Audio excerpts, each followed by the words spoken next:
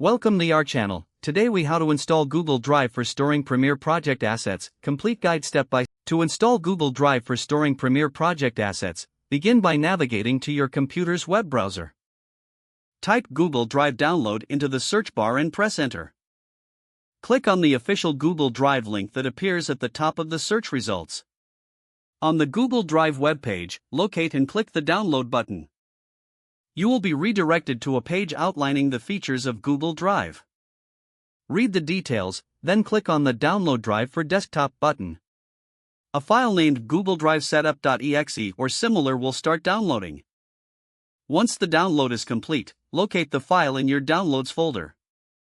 Double-click on the setup file to run the installation process. If prompted, allow the app to make changes to your device.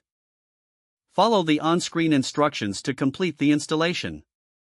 Once installed, Google Drive will launch automatically. Sign in using your Google account credentials. After signing in, choose the folders you want to sync with your computer.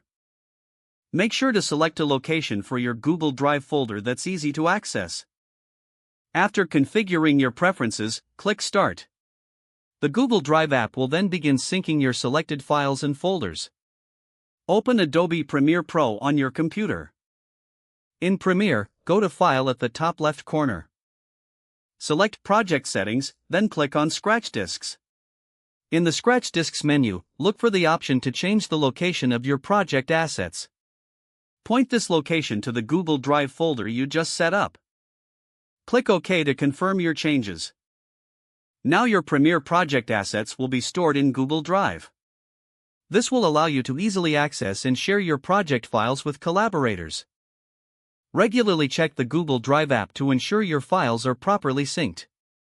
If the page does not load, refresh the browser or try again in a private or incognito window.